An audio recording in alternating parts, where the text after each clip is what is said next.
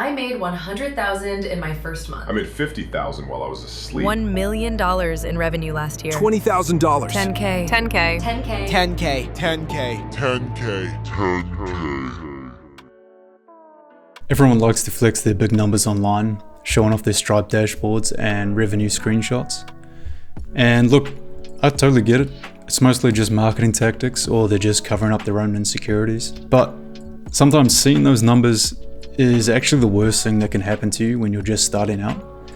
Because how do you even begin when you see everyone else who seems to be playing a different game entirely? That gap between $0 and $100,000 feels so massive that it's just easier not to try. So that's why I think there's real value in sharing the unglamorous numbers too. So I'm going to share my complete journey so far, the real numbers, the mistakes I've made, and what I'm doing differently now. Not because I have it all figured out, but because, like I said, I believe there's real value in sharing the honest truth about selling digital products. My journey so far. I started selling fonts because as a full-time designer, I was constantly buying them, and one day I thought, why not try and create my own? So I spent a few hours creating my first font. I uploaded it to a marketplace called Creative Market and waited, and boom, I had my first sale.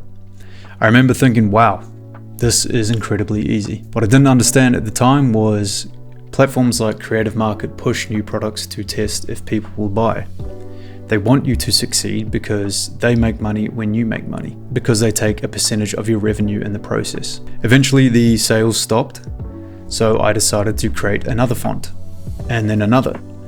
I learned new programs, put more effort into the presentation. Some products got 0 sales, others did okay. Even now, I still get the occasional sale notification, and it's always a nice surprise. So here is a breakdown of my actual numbers. I started in April 2022 is when I first uploaded my first product.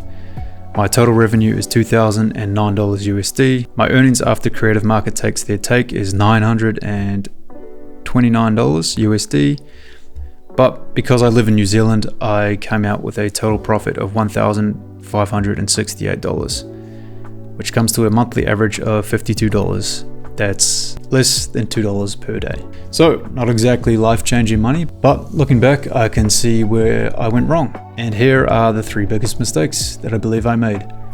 Mistake number 1, I was treating this like passive income. I went into this with completely unrealistic expectations. I thought I could create a product once, upload it, and watch the money roll in. That's not really how this works. Most passive income isn't really passive.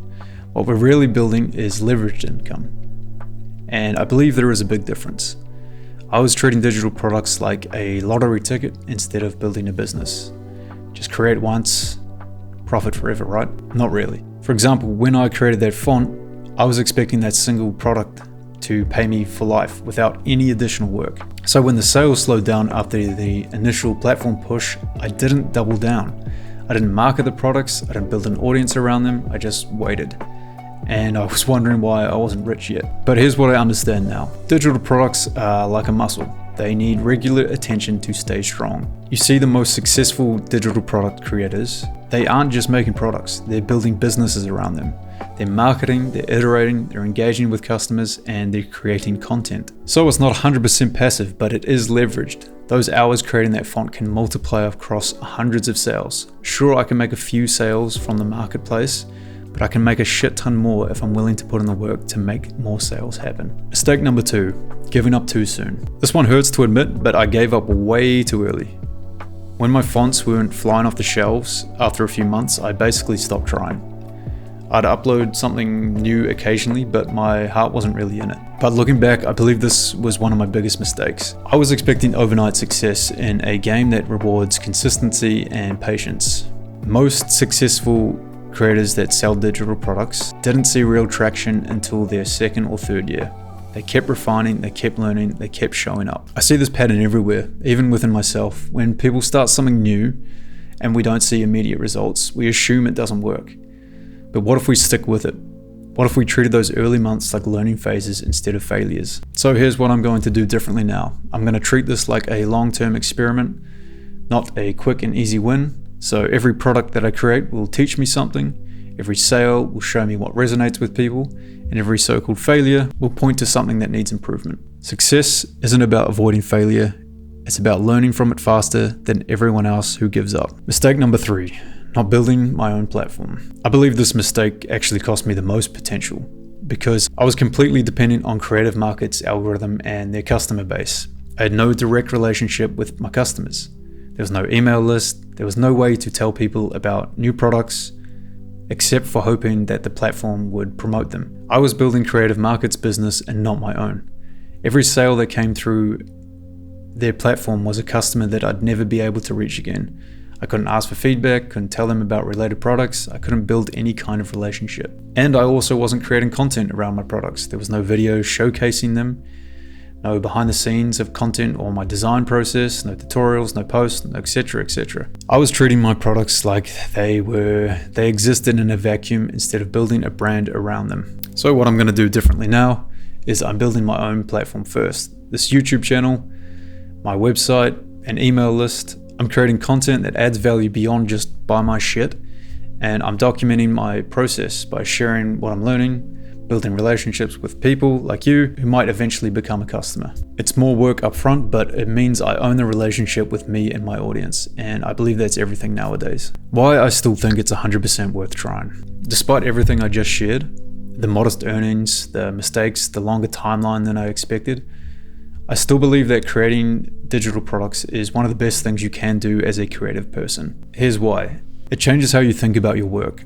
Instead of just trading your time for money, you can start thinking about how you can create value that actually scales. And I believe that mindset shift has changed my perspective on money. It starts to give you real autonomy. Even that modest $52 per month was money I didn't have to actively work for. It was proof that there was another way possible. And that proof is powerful. It teaches you valuable business skills like product creation, marketing, pricing, how to navigate platforms, skills that make you more valuable. The internet has democratized everything.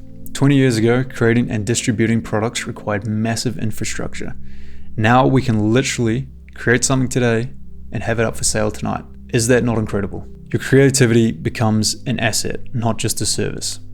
Instead of selling your time over and over, you're building something that can generate income while you sleep, travel, or work on the next thing. And look, I'm not going to promise you're going to make millions of dollars overnight.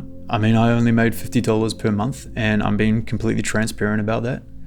But what I learned from my so-called failure has given me more clarity and a direction on what to do next. And I believe I'm just getting started. With what I know now, I'm excited to see what's possible when I do this right. The barrier to entry has never been lower. You can start with what you have.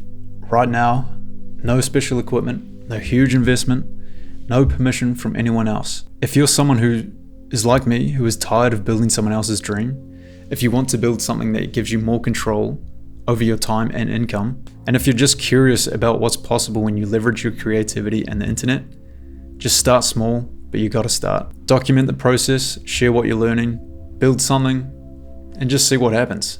Then build something better. That's exactly what I'm doing now, and I'd love to have you along for the ride, so subscribe below.